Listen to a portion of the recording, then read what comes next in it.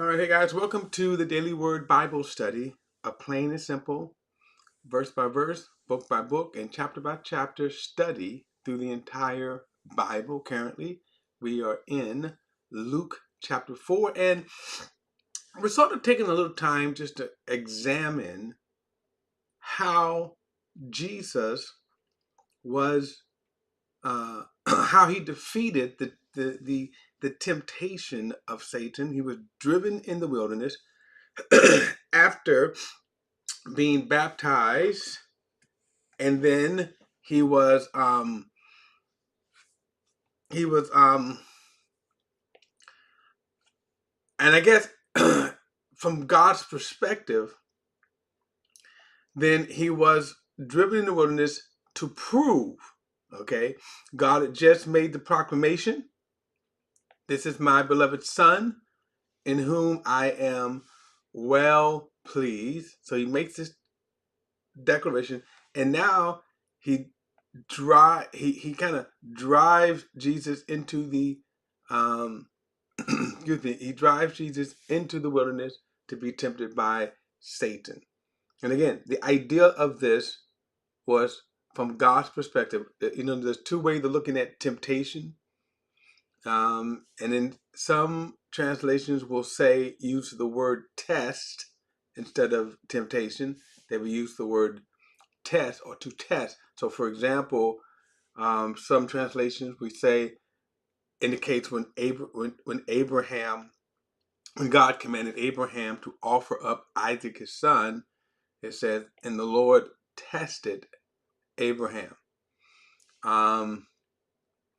So that's the difference. In fact, let me do this. Uh, let me go to James, and I think James. Forgot to. Here we go. James.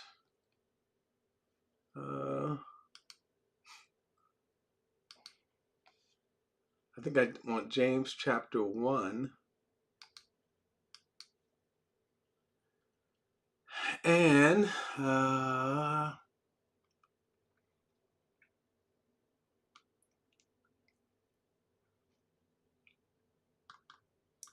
okay.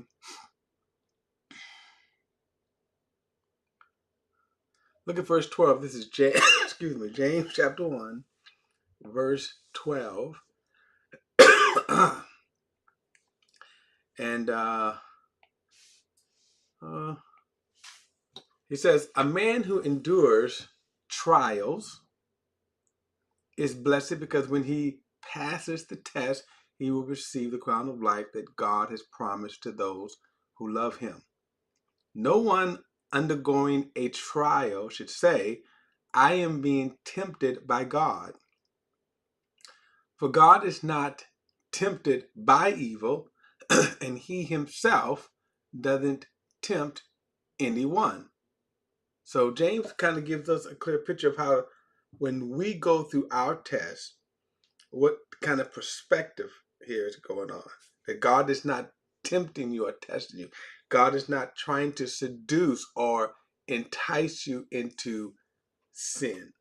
So when Satan is tempting you, that is the perspective that he is trying to seduce you, entice you to fall into sin. And notice he says, so when you're going through this is not God testing you. Verse 14, but each person is tempted when he is drawn away and enticed by his own evil desires. And after desire has conceived, gives birth to sin. And when sin is fully grown, it gives birth to death. So in this case,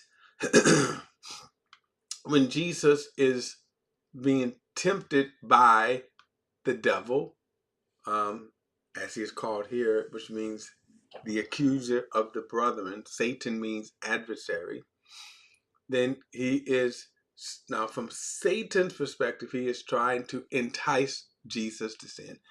God's perspective is he's demonstrating, he's proving that Jesus is his who he said Jesus is, the Son of God, the Messiah. All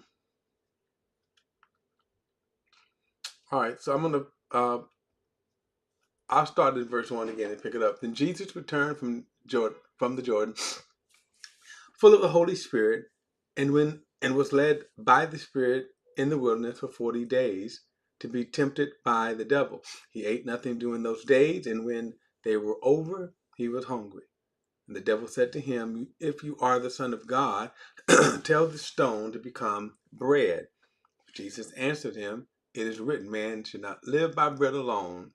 So, one of the first things we said here is that notice Satan's tactic. And I kind of last time went to the Garden of Eden and showed you how the same tactic here, the same method of temptation, he hasn't changed from that. So he tried to seduce or tried to tempt by appealing to pride. Now there is some issue or question too as to, did Satan know fully that Jesus was God? You know, and um, and because there's a couple of ways of looking at this. If Satan really thought that Jesus was God, well, and then and not just, let's say, even like a man. In other words, did he have full recognition? Because he's trying. If I'm inclined to believe not fully, because he wouldn't certainly ask Jesus and say, "If you are the Son of God," to try to prove him to do something, knowing that he is God. We will see later that there would be demons that would recognize Jesus as the Son of God. So anyway, he says, "If you are the Son of God," and this is how Satan tempted Adam. Did God really say you will be like God? And of course, Adam foolishly sinned. And here you see Jesus saying to the question. Now, he doesn't even answer the question. I think the question is lame. If you are the Son of God. Well, God just said I was the Son of God, besides Jesus knowing fully who he is. So the question, if you are the Son of God, he just said I was. So then he says, tell the stone to be made bread. So why does he have to prove that? Now, humans, sinful humans, such as we are, we fall for this foolishness. But notice Jesus responded, but Jesus answered him, "It is written, man must not live on bread alone." Kind of interesting that, again, he just doesn't really answer the whole thing is, well, I am the Son of God. Wait a minute. Who do you think you, wait a minute, I am. Notice, he doesn't have to prove who he is. In fact, he's getting ready to already prove it. Besides the fact God has already proven it. But man should not live by bread alone. And it's kind of interesting that he quotes scripture.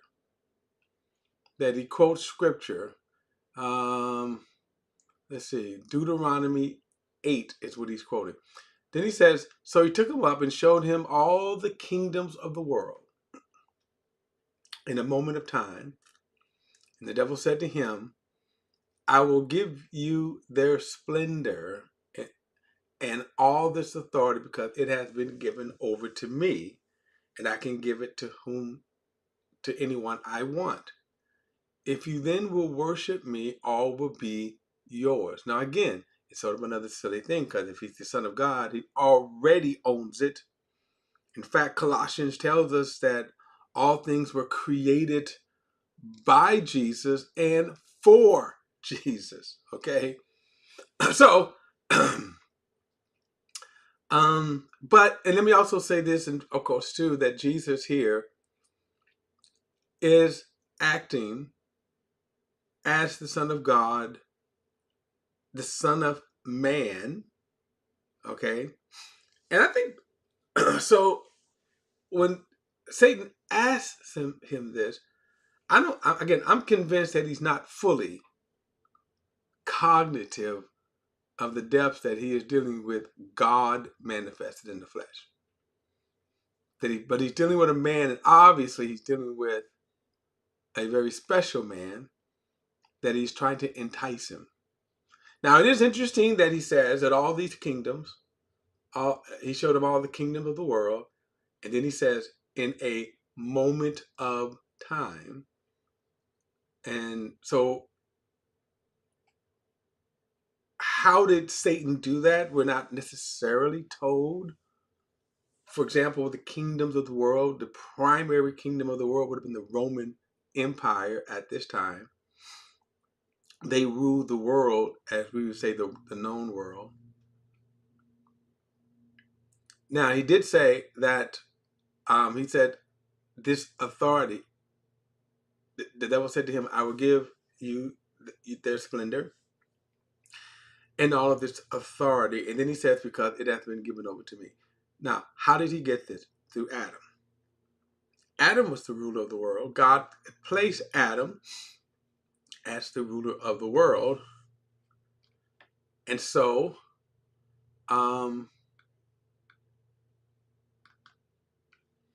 let's go to one of the most famous scriptures that I think will illustrate this. Ephesians chapter 6.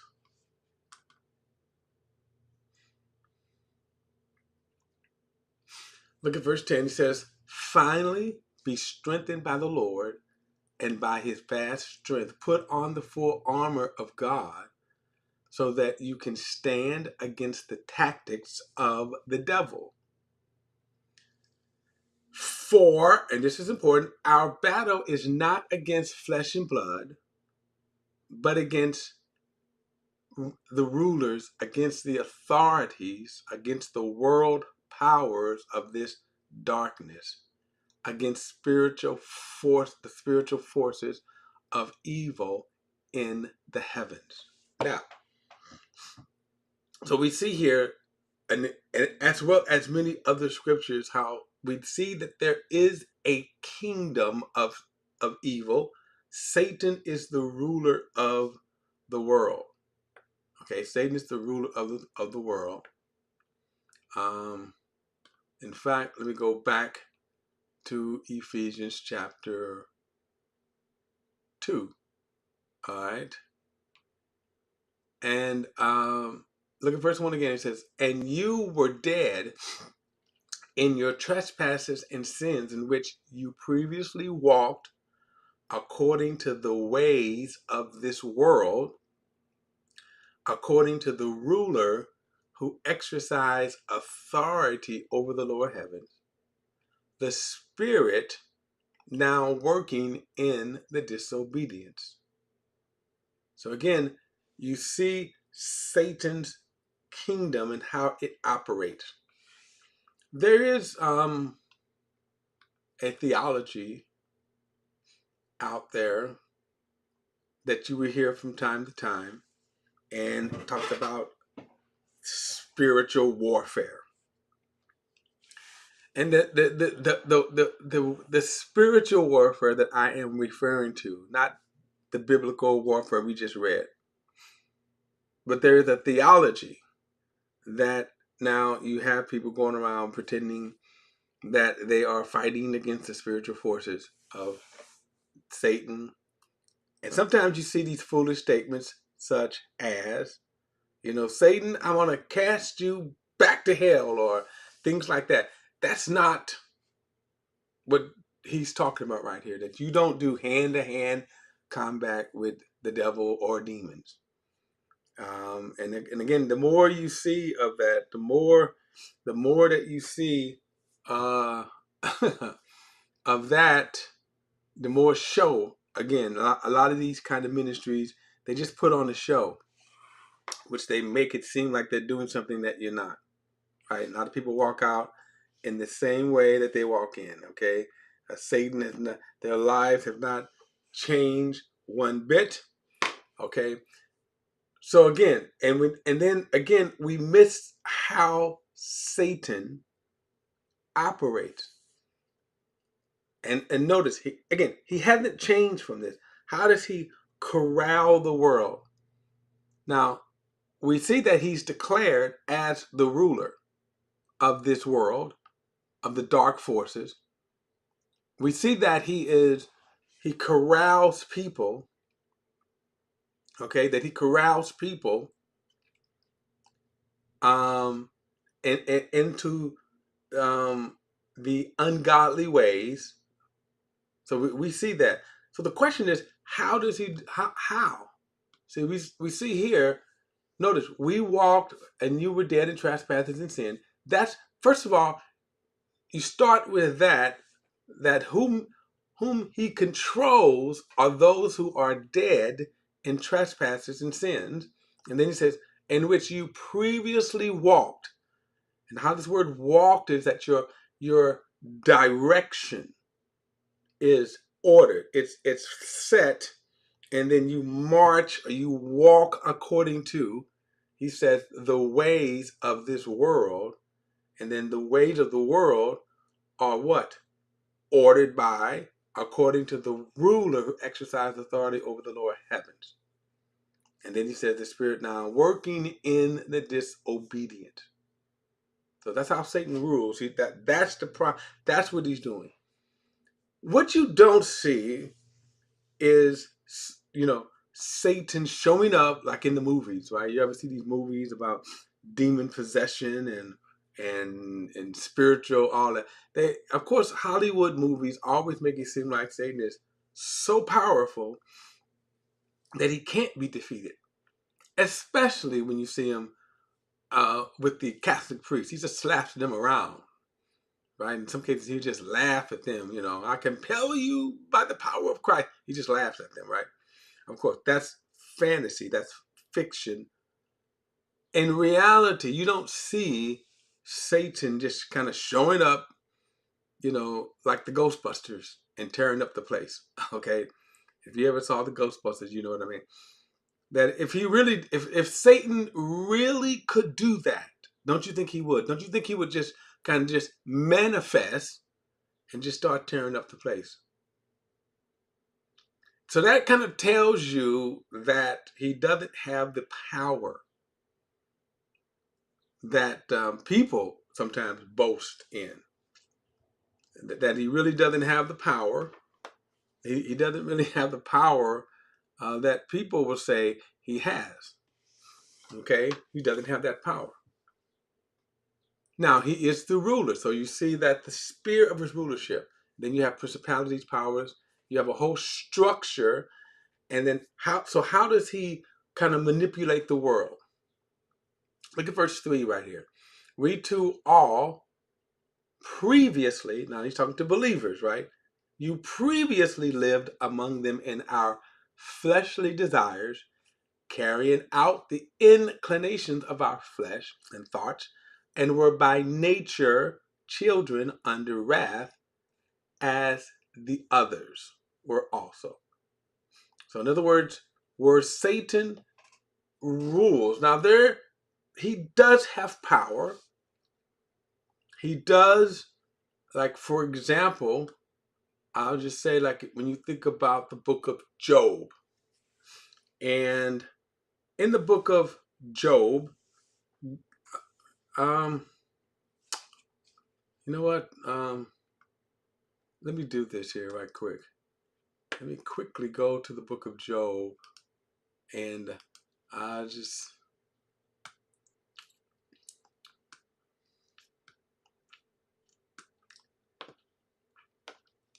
Here we go. Job chapter 1.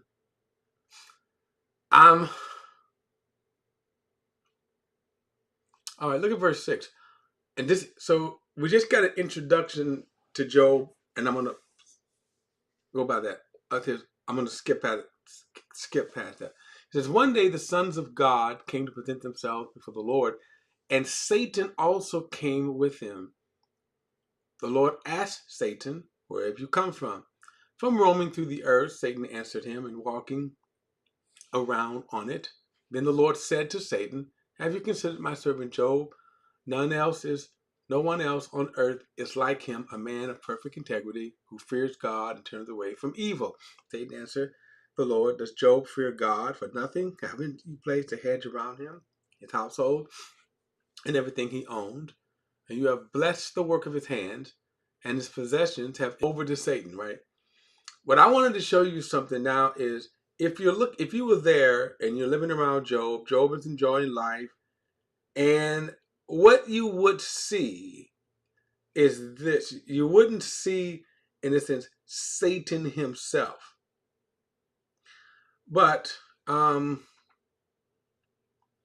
right, he says, I think I'm frozen. Anyway, uh verse 13. One day when Job's sons and daughters were eating and drinking wine in their eldest brother's house, the messenger came to Job and reported, while the oxen were plowing and the donkeys grazing nearby, the Sabaeans swooped down and took them away. Okay, and they struck down the servants with the sword, and I have long to come to tell you. He was still speaking while another messenger came and reported, a lightning storm struck from heaven.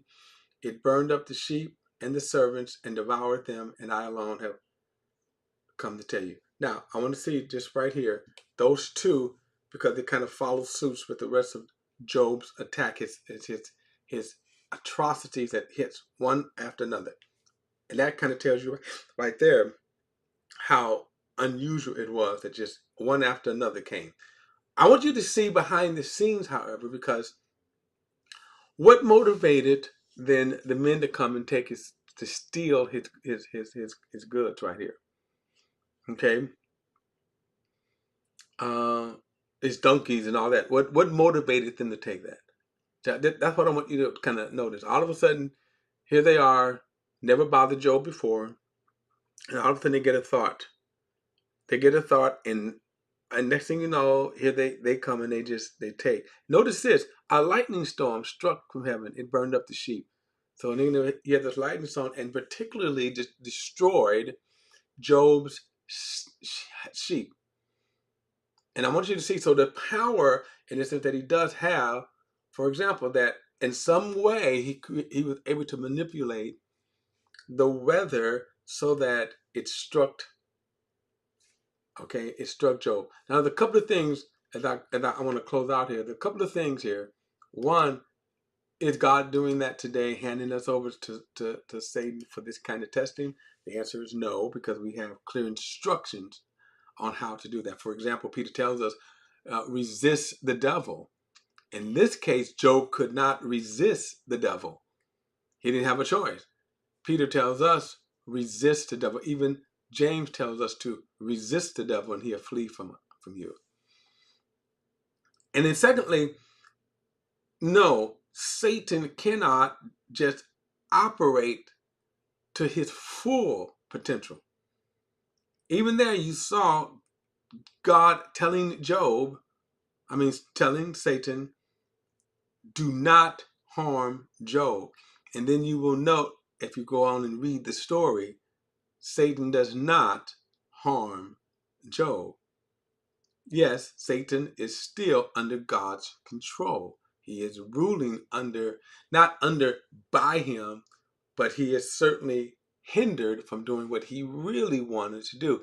You don't think that if with all of the evil and hatred in Satan's heart, that he would just destroy the earth, destroy God's creatures, mankind, if he could? So what's stopping him from doing that? And the answer is God. Okay, so but I wanted you to see that. So again, if you were just living around in Job, you just would have been like, man, did you hear what happened to Job? Wow, man, he just got wiped out. You wouldn't have saw behind the scenes that we got the revelation behind the scenes how Satan was the one that was doing that.